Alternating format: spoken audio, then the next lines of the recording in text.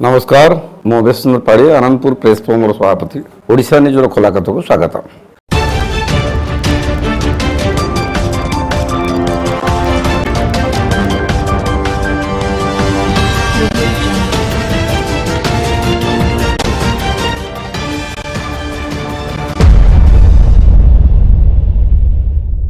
आज आम आनंदपुर कॉलेजर अनियमितता उपर आम आलोचना करिया।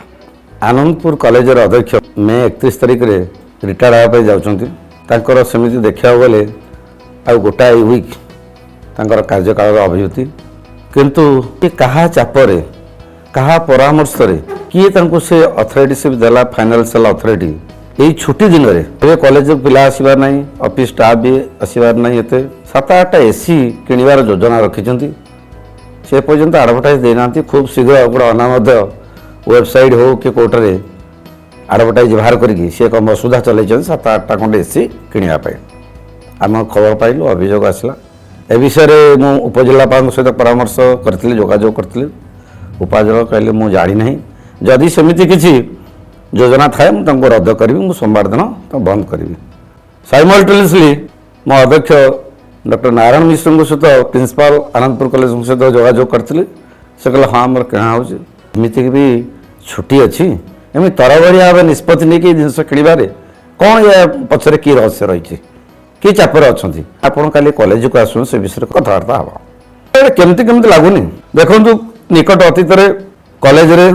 कौ कारण तो आम कहीपर सी तदंत होईपारूनी तदंत कौ दिग को गला आम कहीपारूनी किंतु से रूम्र इलेक्ट्रिफिकेशन से रूम्र रिनोवेशन कम चलती से विषय उपजिलापाल भी अवगत ना से क्षमता देला किए बर्तमान चाकरी 7-8 दिन मासे अच्छी सी केमती फाइनेंशियल सिग्नेचर करेंगे सरकारी कर्मचारी हिसाब से तो ये जानवा दरकार जे बर्तमान से क्षमता हो ना कि तरबरिया भाव क्या चापरे कौ मानकर स्वार्थ माने चाकरी परिणत बयस एत बड़ बड़ निष्पत्ति नौकरी ये सब आपण मैंने विचार करूँ मु अनुरोध करी अध्यक्ष को जे आपण ए भूल रास्तार दूरे रुहतु। आम गत थर आलोचना करूँ जे जन को 2टा दरमा दबा 2टा क्षेत्र में कम करवा लोक से एक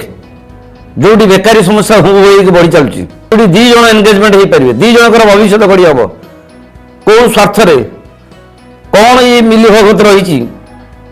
निर्दिष्ट कर्मचारी और अध्यक्ष मध्य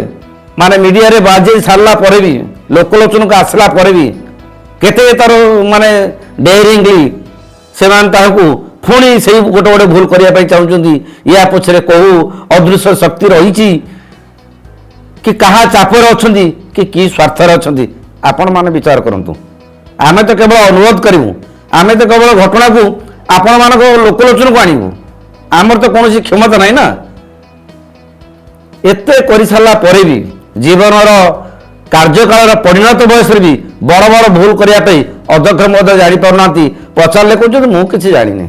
अनुरोध करी कॉलेज अध्यक्ष को साइमल्टेनियसली उपजिलापाल को या विषय पुंखानुपुंख तदारख करी ए सब छुट्टी समय अन्य स्टाफ मान हो कौन से अछपा कम करने ए सुजोग नदे पुंखानुपुंख आलोचना करी जदि कॉलेज दरकार ताले ठीक रास्ता जोटा कंफर्टेबल समस्ते ठीक बोली भावे स्वार्थ नथला भाया भावे से काम करने को निर्देश दिंतु ये आदौ ठीक नुहे किसी स्टाफ अध्यक्ष एवं किसी अदृश्य शक्तिर चापरे एभली भूल करने आम तो कहीं भी से सुजोग देवे ना अब जन सारा पर भी से जदि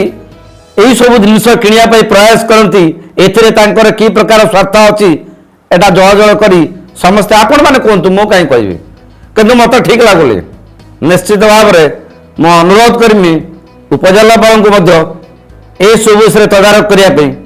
एवं प्रकृत दोषी की पिक्चर उपरको आने ये जो भूल कम निवृत्त होगापी अध्यक्ष महोदय को निर्देश दिंतु जे कार्यकाल प्रियासणी आ 7 दिन पर अवसर ये अवसर बयस एत प्रकार निष्पत्ति नवा से क्षमता देला किए